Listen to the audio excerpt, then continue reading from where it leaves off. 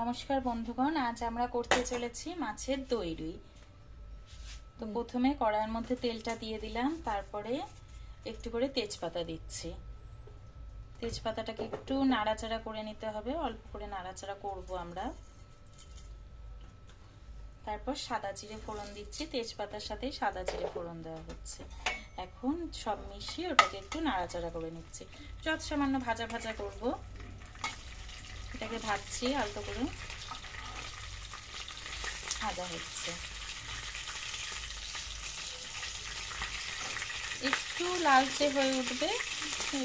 এই রান্নাটার মধ্যে খুব একটা তেলের প্রয়োজন নেই, কিন্তু খেতেও যথেষ্ট সুস্বাদু হবে আশা করছি। তো তেলের মধ্যে অল্প করে লালচে হয়ে যাচ্ছে তেজপাতাটা।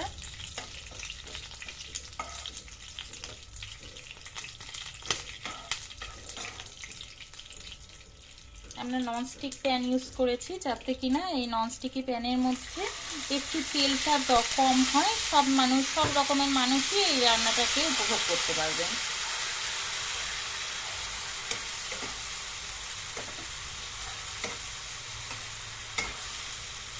এখন সব মিশ্রিত মশলা যেটা আছে, যেটার মধ্যে দেওয়া হয়েছিল পেঁয়াজ, তারপর আদা বাটা, তারপর রসুন, সব মিশিয়ে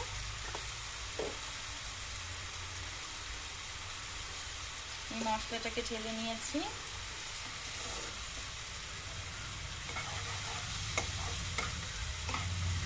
কাঁচা লঙ্কা, টমেটো পিউরি, যার যা দেওয়ার ইচ্ছা, মানে কি এটার মধ্যে যাতে সমতুল্যভাবে যেতে পারে, এইভাবে দিয়ে দেওয়া হয়েছে। এখন হালকা করে এটাকে আবার ভাজা ভাজা করছি।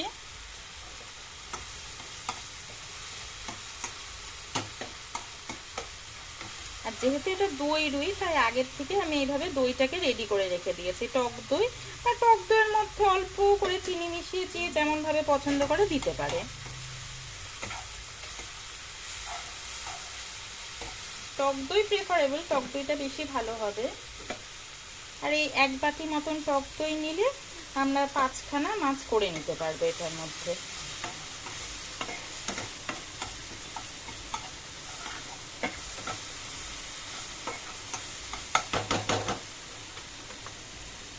খুব একটা সুন্দর গন্ধ বেরিয়েছে।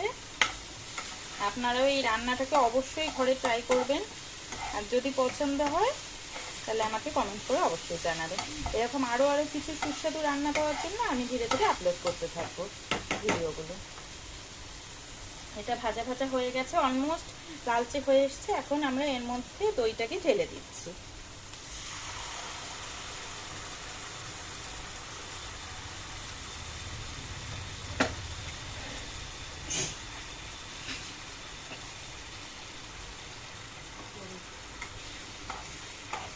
দইটাকে ঢালার পর আরেকটু নাড়িয়ে নিচ্ছি।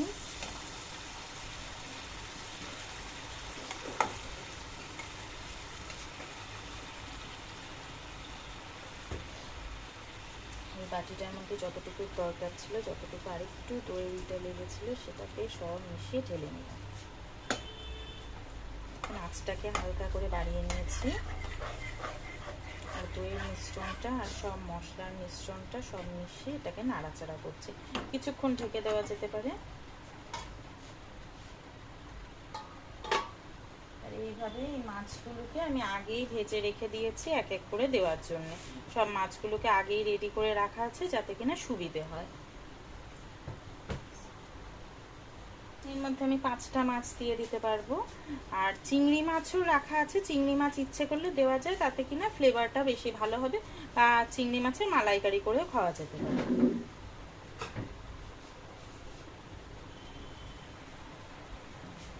এটা এখন ফুটন্ত, তার মধ্যে আমি একটু করে গরম মশলা দিয়ে দিলাম।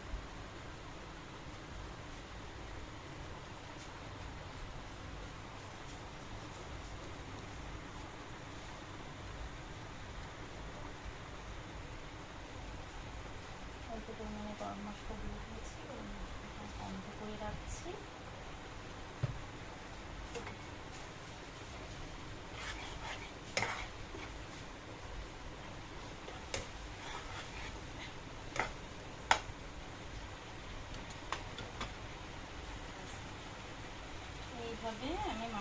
ভাজা মাছের থেকে 5টা মাছ এইটুকু পরিমাণে দেওয়া যেতে পারে, 5টা মাছ তুলে দিয়ে দিচ্ছি।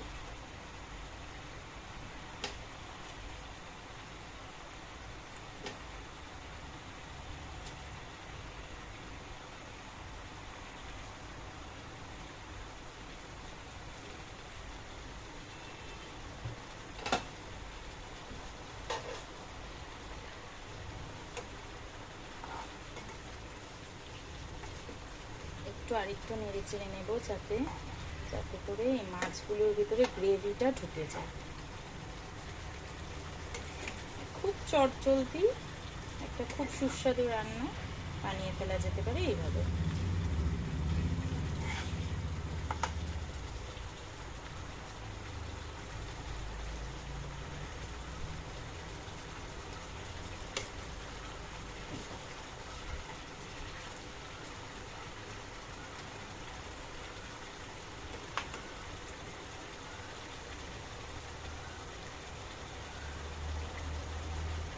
আর একটু গ্রেভিটা বাড়ানোর জন্য আর একটু জল মিশিয়ে দিয়েছি।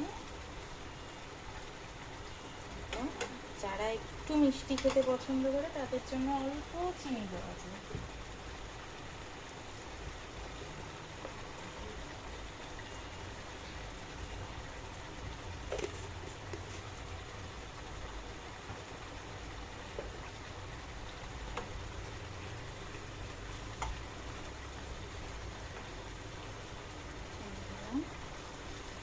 এখন আমাদের এই রান্নাটা খাওয়ার জন্য রেডি হয়ে গেছে। আর গরম গরম পরিবেশন করুক, বাসমতি চালের সাথে যথেষ্ট ভালো লাগবে। আর বন্ধুগণ, আজকে তাহলে আমার এই ব্লগটা এখানেই শেষ করছি। ভালো লাগলে অবশ্যই লাইক, কমেন্ট এন্ড শেয়ার করবে। আর এরকম কিছু আরো সুন্দর সুন্দর ব্লগ পাওয়ার জন্য অবশ্যই সাবস্ক্রাইব করুন চ্যানেলটি। ধন্যবাদ।